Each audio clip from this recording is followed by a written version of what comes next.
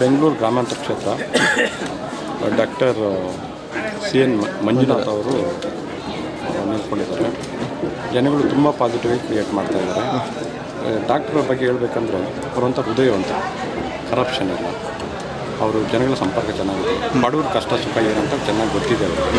ಅದರಿಂದ ಜನಗಳೇನು ಮಾಡ್ತಾಯಿದ್ದಾರೆ ಅಂದರೆ ಕೆಲವರು ಆಮಿಷ ಒಡ್ಡಿದ್ರೂ ನಮಗೆ ಡಾಕ್ಟ್ರು ಬೇಕು, BJP ಬೇಕು ಅನ್ನೋ ಉದ್ದೇಶದಿಂದ ಜನಗಳು ಬಂದು ತಾನಾಗಿ ಒಳ್ಳೆ ಮಾಡ್ತಾರೆ. ಇದರಿಂದ ಒಳ್ಳೆ ರೆಸ್ಪಾನ್ಸ್ ಇದೆ. ಬೆಳಗ್ಗೆಯಿಂದನೂ ಸ್ಮೂತಾಗಿ ಹೋಗ್ತಾ ಇದೆ, ಚೆನ್ನಾಗಿ ನಡೀತಾ ಇದೆ. 100% ನಾವು ಅಂದ್ಕೊಂಡಿದ್ದೀವಿ ಡಾಕ್ಟರ್ ಮಂಜುನಾಥ್ ಅವರು ಗೆಲ್ತಾರೆ, ಈ ಕ್ಷೇತ್ರದಿಂದ ಗೆಲ್ತಾರೆ ಅಂತ ನಮ್ಮ ಅಭಿಪ್ರಾಯ. ಸರ್, ಎಷ್ಟು ಪರ್ಸೆಂಟೇಜ್ ಮತದಾನ ಆಗಿದೆ? ಈಗ ಸುಮಾರು ಒಂದು 40% ಆಗಿರಬೇಕು, ಹೆಚ್ಚು ಕಡಿಮೆ ಆಗಿರಬೇಕು. ಜನ ಬರ್ತಾ ಇದ್ದಾರೆ ಸರ್? ಬರ್ತಾ ಇದ್ದಾರೆ. ಇನ್ನೊಂದು ವಿಪರೀತ ಬಿಸಿಲಿದೆ. ಅದೇನು ಮಧ್ಯಾಹ್ನ ಮೇಲೆ 3 ಗಂಟೆ ಮೇಲೆ 4 ಗಂಟೆ ಮೇಲೆ ಸ್ವಲ್ಪ ಜಾಸ್ತಿ ಆಗೋ ಚಾನ್ಸಸ್ ಜಾಸ್ತಿ ಇದೆ. ಈಗ ಬಿಸಿಲಾಗಿರೋದ್ರಿಂದ ಸ್ವಲ್ಪ ಕಡಿಮೆ ಇದೆ, ಬಟ್ ಒಳ್ಳೆ ರೆಸ್ಪಾನ್ಸ್ ಇದೆ. ಒಟ್ಟಲ್ಲಿ ಗೆಲ್ತಾರೆ. ನಮ್ಮ 100% ಗೆಲ್ತಾರೆ ಅಂತ ನಾವು ಭರವಸೆ ಇಟ್ಕೊಂಡಿದ್ದೀವಿ. ನೋಡೋಣ ಜನಗಳು ಅಭಿಪ್ರಾಯ ಹೆಂಗಿದೆಯೋ.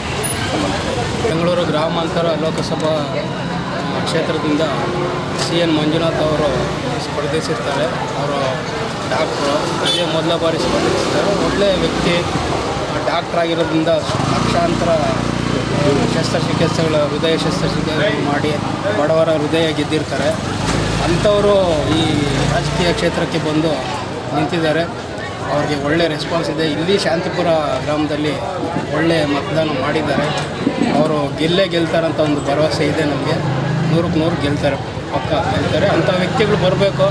ಅವ್ರು ಬಂದರೆ ಇನ್ನೂ ಬಡವರ ಸೇವೆ ಮಾಡೋಕ್ಕೆ ಒಳ್ಳೆಯ ಒಂದು ಅವಕಾಶ ಸಿಗುತ್ತೆ. ಖಂಡಿತ ಗೆಲ್ತಾರೆ ಅಂತ ನಮಗೆ ಭರವಸೆ ಇದೆ.